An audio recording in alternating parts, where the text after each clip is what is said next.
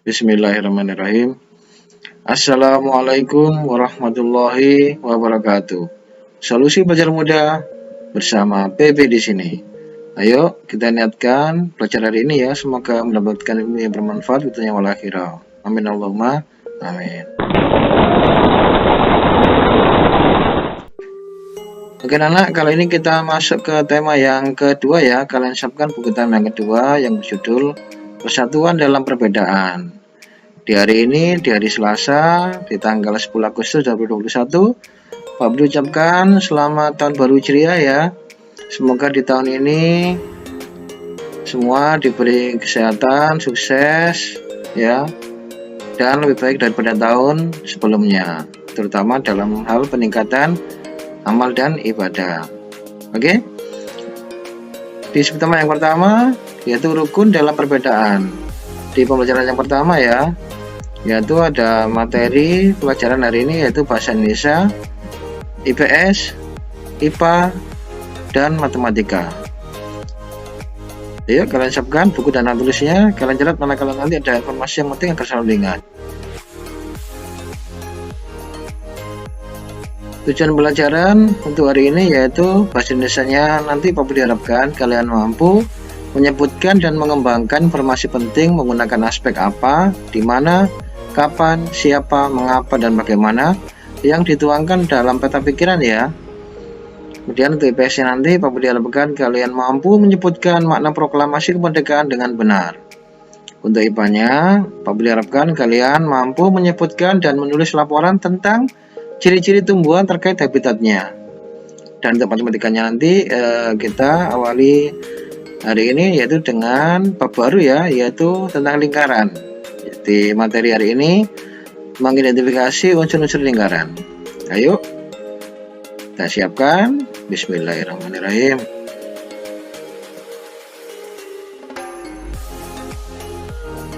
Di pertama yang pertama kita tematik dulu ya, rukun dalam perbedaan. Ya, gambar apa ini teman-teman? Ya, gambar orang sedang kerja bakti ya, sepertinya ada potong rumput, ada yang menyirami tanaman ya.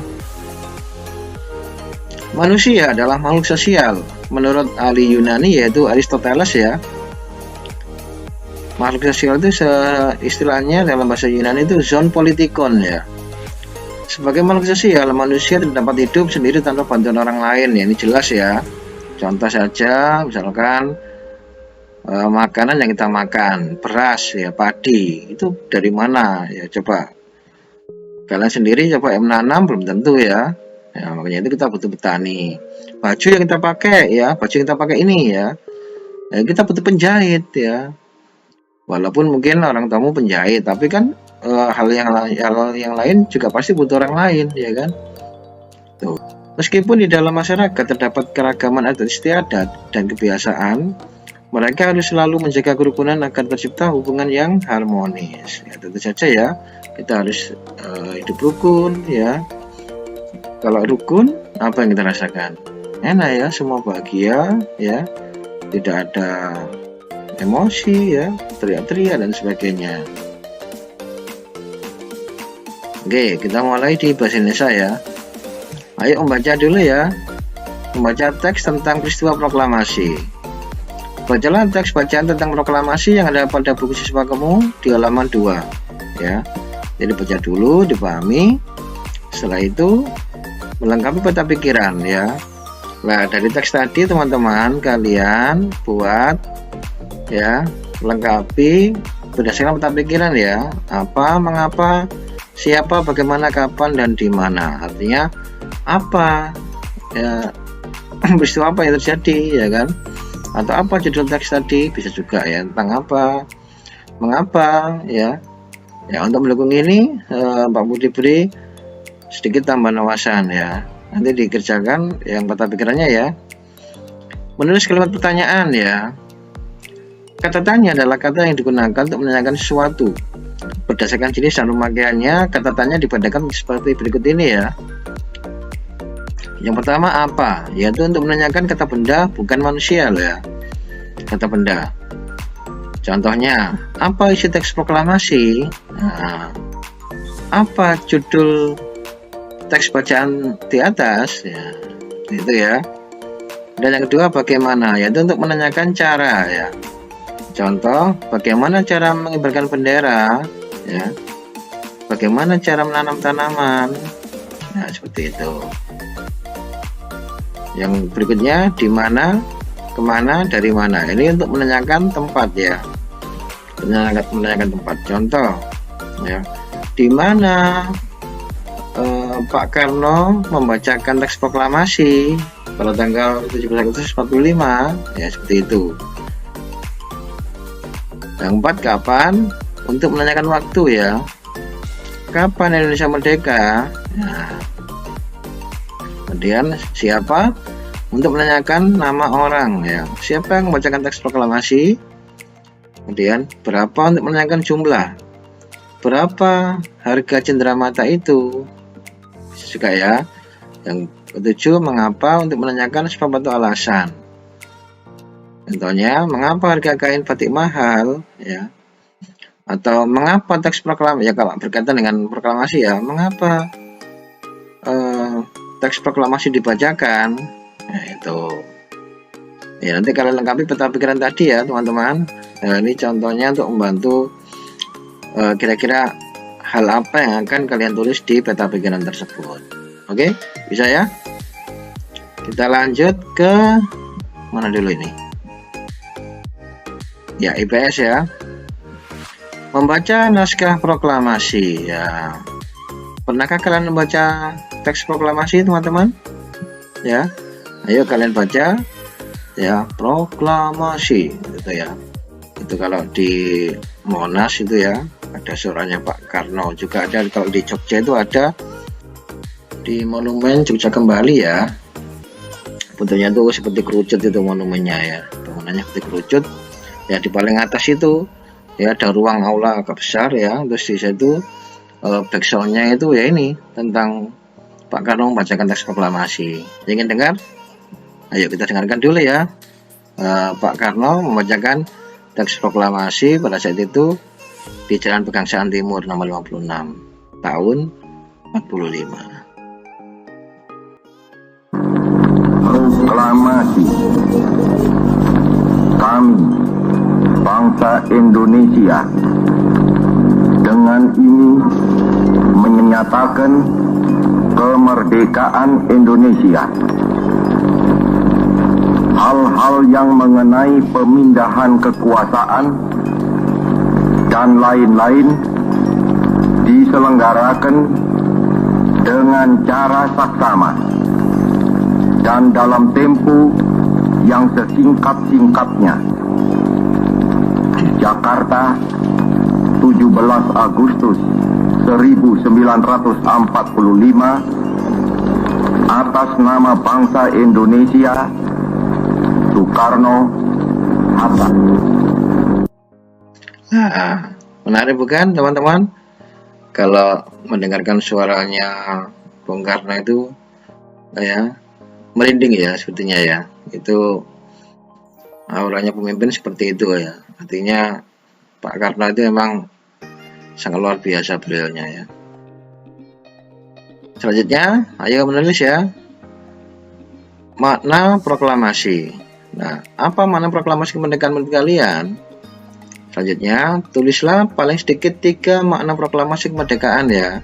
Nanti kalian bisa lihat di buku paketnya di tambah yang kedua, kalian tuliskan jawaban dari 2 pertanyaan ini. Oke, di buku IPS. Lanjut. Kita ke IPA ya teman-teman. Cara tumbuhan beradaptasi.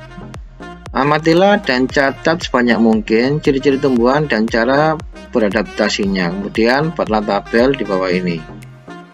Ya ini ya, ada beberapa tanaman, rata-rata, eceng gondok, putri malu, kantong semar, kaktus, venus, bakau, dan bunga mawar.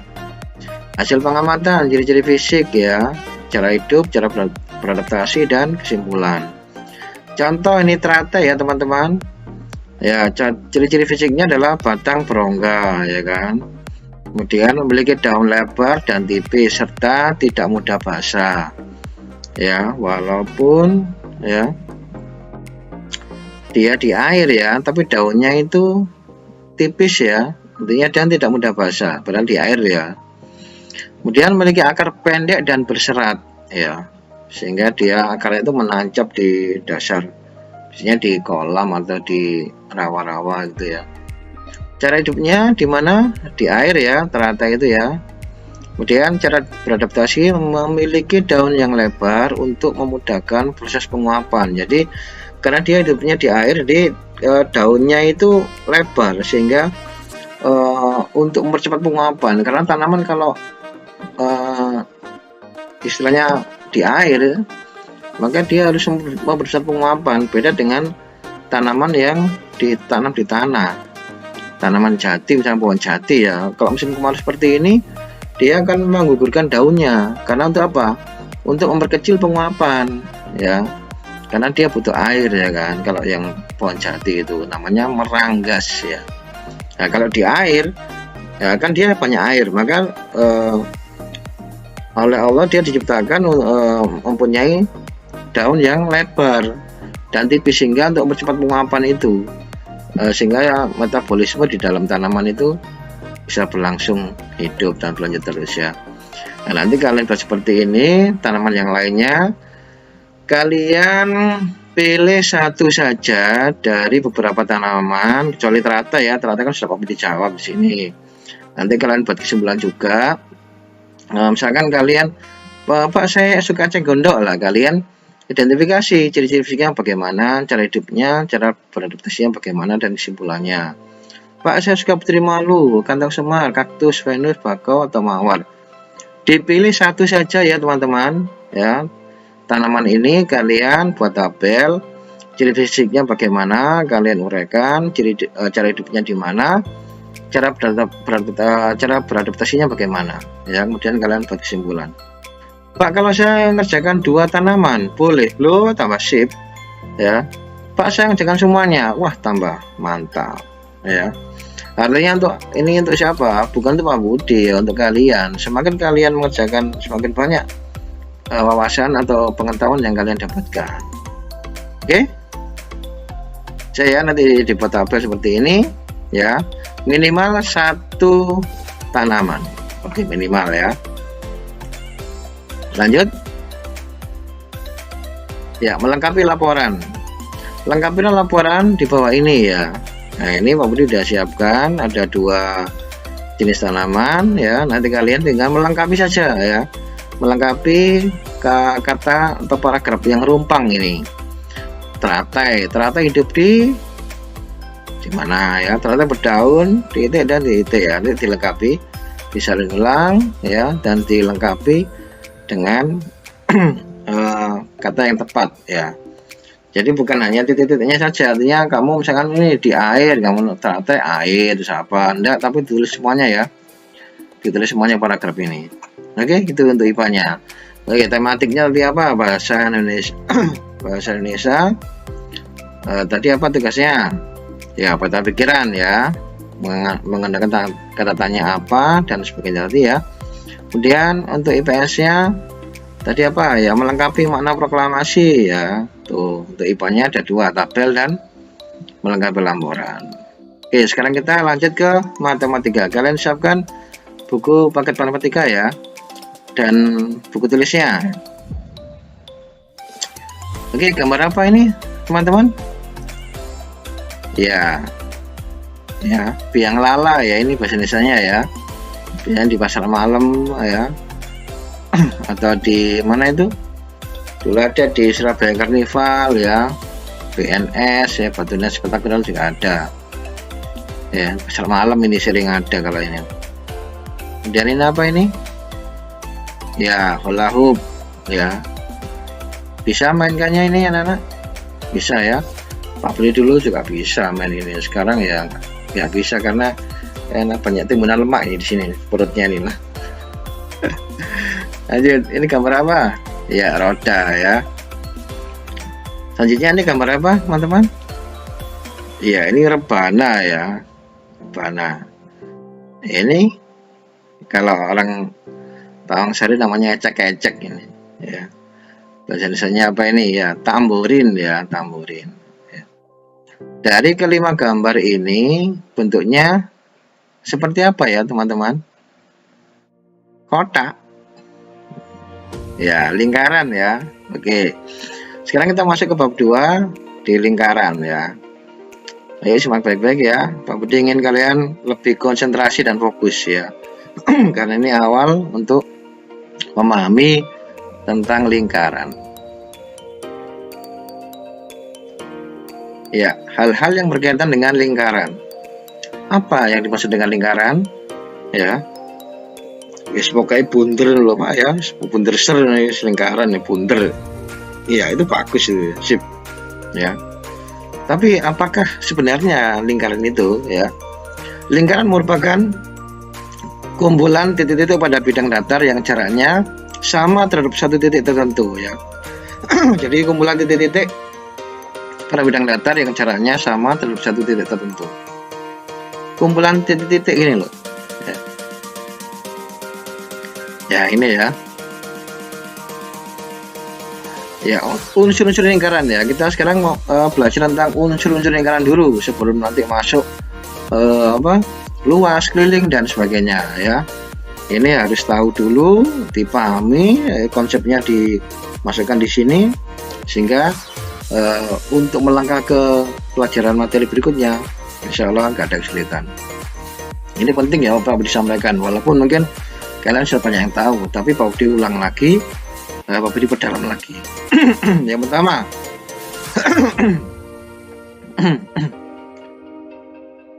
yang pertama adalah jari-jari ya. Jari-jari dalam matematika simbolnya itu apa? R ya, R, radius ya. Kemudian diameter, ada titik pusat, busur, tali busur, apotema, juring, dan tembereng. Ayo kita ulas satu-satu ya. Kalian fokus, perhatikan di sini dulu. Jangan mainan HP atau pegang apapun ya. Konsentrasi di sini ya. Oke, sekarang jari-jari ya. Simbolnya R ya. Nah, kalau dalam bahasa Inggrisnya itu radius ya. Jari-jari adalah sebuah garis lurus yang menghubungkan titik pusat dengan tepi lingkaran.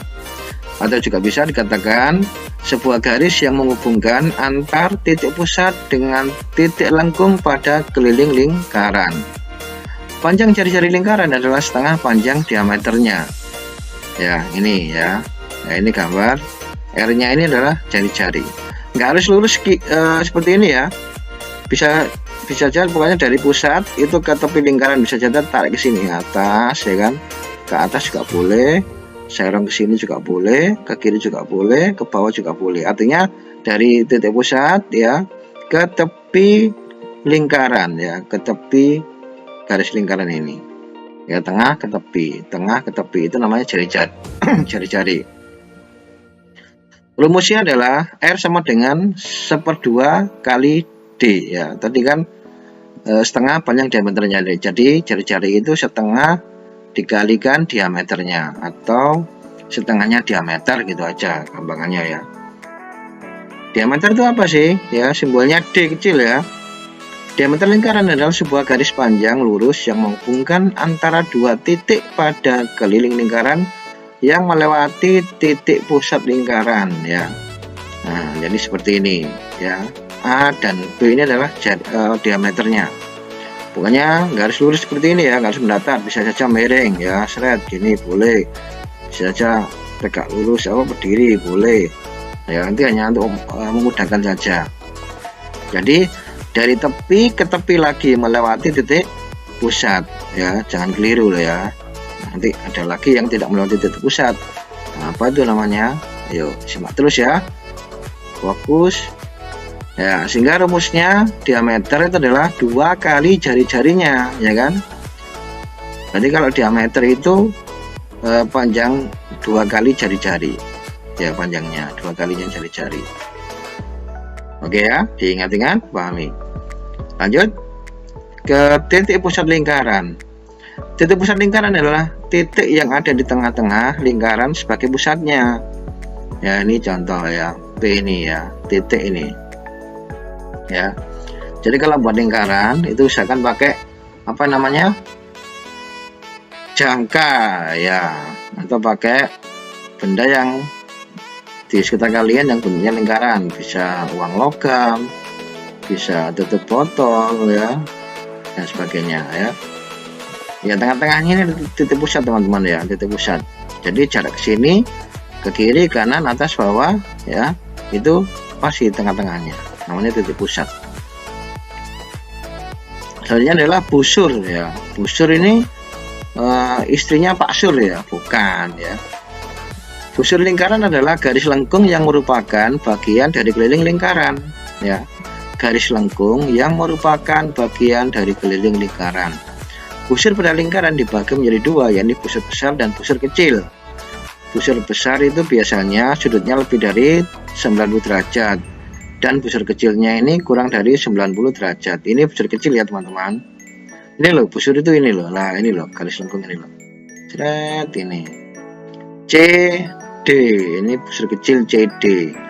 Busur besar AB ini ya, dari A terus seret ini B ya, ini ya kan. Jadi ya garis luarnya aja ya, garis luar lengkungnya ini, lengkung ya. Nah, ini busur besar. Ini kan lebih dari 90 derajat ya. Jadi kalau busur kecil ya berarti itu kurang dari 90 derajat. Busur besar lebih dari 90 derajat. Itu cara membedakannya. Ayo. Lanjut. Nomor 5 adalah tali busur ya. Tadi ada busur, sekarang ada tali busur. Yang namanya tali itu kan membentang begini ya. Tali busur lingkaran adalah garis lurus yang menghubungkan dua titik pada keliling lingkaran. Garis lurus yang menghubungkan dua titik pada keliling lingkaran, namun tidak melalui titik pusat lingkaran. Nah, ini hati-hati. Ini berbeda dengan diameter ya, yang garisnya melalui titik pusat. Nah, contohnya seperti gambar ini. Ya, ini kan dari ujung ke ujung ya. Ya, tepi ke tepi lagi, tapi tidak melewati titik pusat. Ya, ini adalah namanya tali busur. Nah, kalau melewati titik pusat seperti ini, namanya apa tadi? Ya, diameter ya, pintar. Lanjut nomor 6, apotema. Apa sih apotema itu? Yaitu jarak terpendek antara tali busur, nah tali busur ini ya, dengan titik pusat lingkaran. Nah, titik pusat lingkaran. Garis apotema umumnya berada tegak lurus Pak dengan tali busur ya. Tuh kita lihat gambarnya. Lah ini apotema ya teman-teman. Ya, ini loh. Titik E ke O ya, ini apotema. Seret ini. Nah, kalau di sini ini bisa ditarik misalkan di tengah-tengah ini ya. Ini dengan titik pusatnya seperti ini ya. Ini namanya apotema. Ya, jadi ini apotema. Ini ada segitiga, siku-siku ya kan. Ini lambangnya siku-siku ya teman-teman, jangan bingung. Ini kayak lambang L tapi kebalik Pak, itu siku-siku artinya sudutnya 90 derajat ya. Ini nyarinya bisa nanti pakai yang namanya teorema Pitagoras ya, mungkin di kelas 5 sudah diajarkan ya, kelas 4 mungkin juga sudah ya. Tuh apotema. Lanjut juring ya, nomor 7 juring ya. Juring itu yang dari tempat tinggi terus ke dalam ini ya. Oh, jurang gitu ya. Ada lagi ya. Juring itu yang untuk menjala itu loh ya, seperti itu ya. Oh, bukan ya. Oh, jaring gitu ya. Ada lagi ya, kalau itu apa sih juring itu? Nah, nih. Yaitu luas daerah dalam lingkaran yang dibatasi oleh dua garis jari-jari dan dibatasi oleh sebuah busur lingkaran yang letaknya diapit oleh dua buah jari-jari tersebut. Nah, gambarnya bagaimana ya ini? Nah, ini ya, yang biru ini adalah juring teman-teman ya. Jadi kalau F ke G tadi apa? Nah, ini busur ya, busur kecil ya. F ke G ini busur, kemudian ditarik ke jari-jarinya ini, dibatasi oleh dua jari-jari ya. Dua jari-jari ini O dan F. Jari-jari kedua adalah O dan G, yaitu yang bercetak biru ini adalah juringnya. Nah, ini berarti ada menentukan luasnya nanti ya. Ya, nanti pelan-pelan. Kita belajar unsur-unsurnya dulu ya.